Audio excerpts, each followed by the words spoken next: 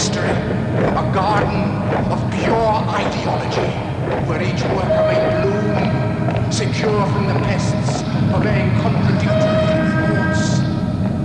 Duplication of thoughts is more powerful a weapon than any fleet or army on earth.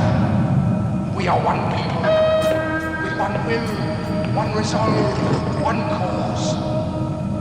Our enemies shall talk themselves to death, and we will bury them with their own confusion. We shall prevail.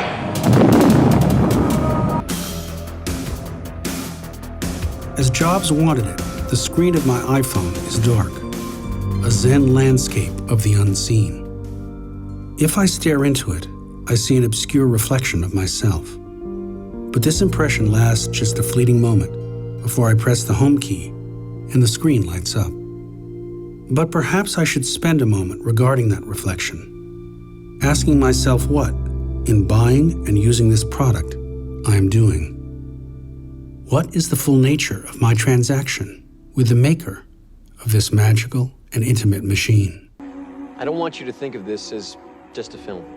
In his 2015 documentary obituary to Apple co-founder Steve Jobs, director Alex Gibney explores the global fandom for not only Apple products but also for Jobs himself. At the time Gibney's documentary was released, there had already been several biopic films about Jobs, including a video-on-demand exclusive comedy. A number of theories can be used to explore a similar question to the self-reflexive inquiry Gibney posed. What is the full nature of a film viewer's transaction with the real subject of these fictionalized accounts? Pirates of Silicon Valley, Jobs, and Steve Jobs all feature similar story beats, starting with the early days of Apple Computer, ending with moments of Steve's great personal success. Kristen Thompson stated that the aim of neo-formalist film theory is to find something intriguing or challenging in every film. So even though accuracy to events means that they could be cohesively edited into one biopic, we could look to the fact that each film showcases enough individual stylistic qualities to create a sense of defamiliarization. Pirates of Silicon Valley was released on the Time Warner Associated network TNT in 1999 and was quickly syndicated to play every day on the same channel in its release week. It's perhaps the most unique out of these three films, featuring a parallel storyline into the founding of Microsoft, allowing Steve Jobs to face off with Bill Gates. The 2013 Jobs film keeps to a linear timeline, including more detail and focus than the other two films as to the minutiae of Jobs' life, reaching to a further point than Pirates of Silicon Valley, simply because it was made after his death in 2011. And the most recent film, Steve Jobs, from 2015, has a theatrical three-act structure, leading to some creative visual decisions, such as projections and CGI, corresponding with Jobs' creative persona. Neo-formalist film theory rejects the cultural studies model of encoding and decoding and other interpretive methods. Ironically, Thompson's collaborator David Bordwell seems to assume that a generalized audience would take on a pattern of similar assumptions, stating, "Biopics add purely make-believe characters, speeches or actions, but even if the films did not tamper with the record in this way, they would remain fictional according to our assumptions about how they were produced. Looking at the surface features of a biopic alone with no acknowledgement of the outside world may lead to a sense of dissatisfaction in viewers who are interested in the central figures." Bordwell recently wrote an extensive analysis on the screenwriting work of Aaron Sorkin, including the 2015 Steve Jobs film, categorizing the film as a structuralist drama. Both the 2013 and 2015 films were touted as something other than biopics. It's almost like a biography of Apple, as it is a story about Steve Jobs. It really is, but they're sort of inextricably linked together, and that's what the movie for me was really about. It was about how Jobs really identified himself through his product. This movie is not a biopic. It's what it gets called because it's nonfiction. It's about someone real, but it's not a biography. It's not there isn't a cradle to grave structure to it. A presumed ideal viewer would likely see Jobs' story in any of the three films as touching and inspiring, following the character from rags to riches. This is how the films were marketed: Pirates of Silicon Valley with its own TV spots, and the two most recent Jobs movies with international trailers. This is where reception theory becomes more useful. Barbara Klinger, quoting Easthope, states, "Texts cannot be adequately analysed in relation to a definition of a particular social and historical context, because they exceed that context not only diachronically, always temporally going beyond a given reading, but also synchronically, always available to another reading at the same time. even in the supposedly original moment when they were first produced. Much like a computer losing its value as soon as it hits the shelves, a biopic could be said to exceed its context as soon as it is viewed. A film about Steve Jobs is truly intertextual. His life's work being in customer products means that to be accurate to him as a person, the filmmakers need to include the technology he helped to make, leading to easy marketing for Apple, even if others involved in Apple as a company do not fully agree with character portrayals. And oh my gosh, Steve Jobs has always been the great top people and could not see that he had a lot of flaws. The film persona of Jobs himself can however be seen as much of a piece of marketing as any of his products. Due to Apple and Jobs' own far-reaching success, published opinion on these films comes not only from film critics, but from technology publications. With so many taste publics as sources of opinion on the film, this form of mass viewership does however point to a waning reception of these biopics about Jobs over the years. In 1999, Apple had just released the iMac, and the dot-com bubble was still ramping up as people geared up for Y2K. The internet itself was becoming widespread and commonplace, which caused a greater interest in its only point of access, computer technology. With Apple viewed as a friendly company, and Jobs' story still partially unwritten, Pirates of Silicon Valley was released at an excellent time. Although its cable TV movie status rendered it unavailable for some viewers, it was released on VHS in the same year and on DVD in 2005. Reviews of the film were highly favourable, and it seems to have been preferred by the real people portrayed. Everything really in the movie happened. I just thought it was the greatest way to portray the whole story because it was so entertaining. The two films that followed both had unusual receptions. The first major theatrical release on Steve Jobs was the 2013 film, and it was marketed as a tribute and an immersive look at the man behind Apple. Critical reception, however, was scathing. The 2015 film suffered similar problems, but the film may allowed more of a totalised view into film production than ever before, a good case study into the limits of neo-formalist theory. With its production underway and only a year before its release, the film appeared in emails shared on WikiLeaks by hackers. There is, of course, a tabloid quality and ethical quandary posed by viewing these emails, as raised by Aaron Sorkin, but they remain of interest to reception studies as a new angle into the film industry as cultural intermediaries. As Harvard states, reception is everything between production and consumption. The emails exposed a culture of backbiting and infighting in the studio that was originally set to produce and release the 2015 film, leading to it being handed off to another company, the same company that produced Jobs only a few years before. One studio now appears to have a monopoly over Jobs' story. The emails also revealed a view of a projected audience at the pre-production level for Steve Jobs, with language used that alluded to a firm belief over a mere hope that a homogenous audience response would be largely positive. Seeing the film as the Citizen Kane or Lenny of the current era, it eventually made only a fractional amount more than the 2013 film back at the box office. Neo-formalist comparisons to Lenny and Citizen Kane may mean that Sony was hoping for an artful film with a critical approach to its divisive central character. Both Custon and Bingham, however, state that traditional biopic figures are, in one way or another, eccentric, resisting geniuses with extraordinary talents, transformed into sympathetic characters whom audiences root for by being played against various sorts of rigid bureaucracies, greedy self-interests, warped value systems, and unimaginatively opposed families. The expectation of sympathy that biopic structures apparently demand may in fact lead to oppositional readings from audiences, when the version of Jobs that we see within the films is in fact seen closely to represent the real Jobs. He was a marketing expert,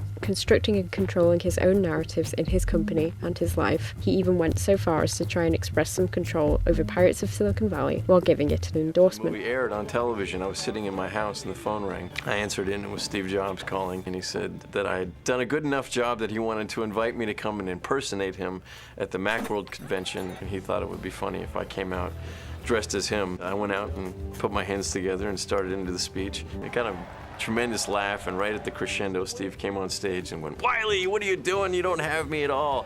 First I pick up my pointer, then I open my Evian bottle, then I start to talk, and I don't even put my hands together anymore. That's 84 stuff, you know, blah, blah, blah." It was great. Within all the films, Jobs delivers keynote sessions, facing the audience for his products, and the audiences are depicted with just as much of a monolithic quality as neo-formalism would suggest, becoming easy stand-ins for an ideal viewer. These groups appear to be present not only for the technology, but in support of the man himself. Maine states that it can be detrimental if the activity of making meaning is assumed to reside in one single source, either the cinematic apparatus or the socially contextualized viewer. With any film theory, it is difficult not to amalgamate the viewer into one mass with ideas that don't differ from person to person if they fit into the same social categories such as class or gender. However, as the two latest Jobs films had a fairly poor audience reception, there is a sense of an active viewership, individuals making their own judgments on the content, even if they didn't fully enjoy what they were seeing.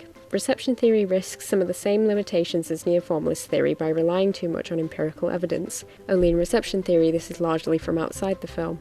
Culler and Steiger say it is not a way of interpreting films. Instead, it is an attempt to understand their changing intelligibility by identifying the codes and interpretive assumptions that give them meaning for different audiences in different periods. The cultural studies model of reception allows more room for interpretations, creating a synthesis of other theories such as feminist theory or genre theory. An oppositional reading of these biopics may find more interest in the characters surrounding Jobs.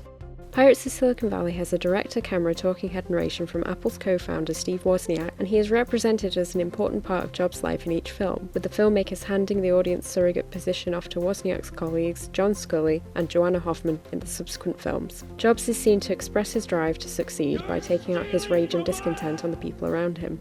Although each film doesn't really pull any punches on showing the aggression of his character and the effect this had on people who cared about him, none of the films pose any real criticism beyond showing these moments as statements of fact. There is also not much further depiction of an outside world backlash in any of the films for the practices Jobs undertakes besides a few mentions of the press. A neo-formalist reading may not view this depiction of dramatic conflict as enforcing the narrative of the real-life Jobs as innovator and world-changer, while a reception theories reading may immediately question the portrayal of his power.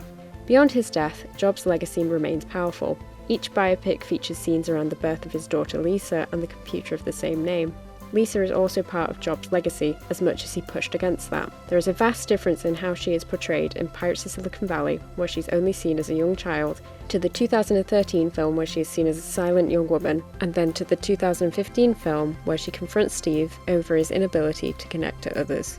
A viewer who is pursuing a fleet of multiple historicities, as Klinger suggests, may now seek out these films with the knowledge that the real Lisa Brennan Jobs and her mother Chrisanne Brennan both published memoirs mentioning Jobs only a few years ago. Lisa has stated that she wrote the memoir to assert her right to exist, to stop herself from being erased in her own story, perhaps as she has largely been in these films. Lisa represents a counter-perspective similar to that of an oppositional reading, which could be actualised more than she has been characterised. Maybe the next Jobs biopic will actually be about her. Reception theory allows for a more informed audience than neo-formalism, and as Williman states, a progressive reading is not one that attributes progressive meanings to a given text, but a reading that attacks or displaces other readings, which function as blockages in the struggle to bring about changes in the social formation. Audiences are now more informed than ever thanks to the technology Jobs had a hand in creating, and may provide missing narrative information in the form of their own criticality. The cultural studies form of film reception theory was always concerned with questioning structures of power. Biopics such as Pirates of Silicon Valley, Jobs, and Steve Jobs deserve complex readings in a largely tech-positive global culture. Annette Kuhn also argues that cinema actively participates within the production of certain discursive positions in a complex and contradictory manner, because meanings may vary according to circumstance.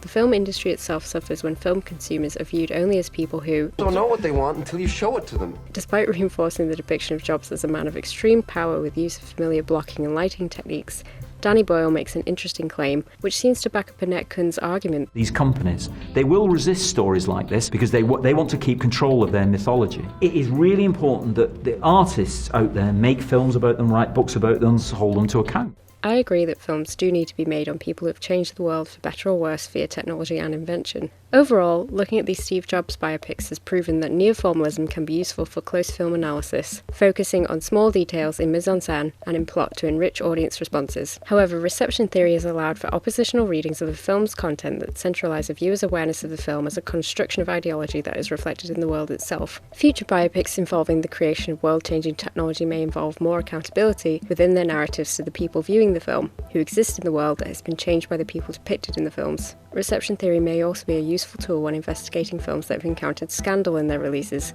leading a viewer to apply more criticality than neo-formalism would allow. It appears best to aim for an inter-theoretical analysis that takes into account aspects of aesthetics, production, economic and socio-cultural reception for a more complete view of a film and its subject matter. After all, wasn't it Jobs himself who said, "See things differently"?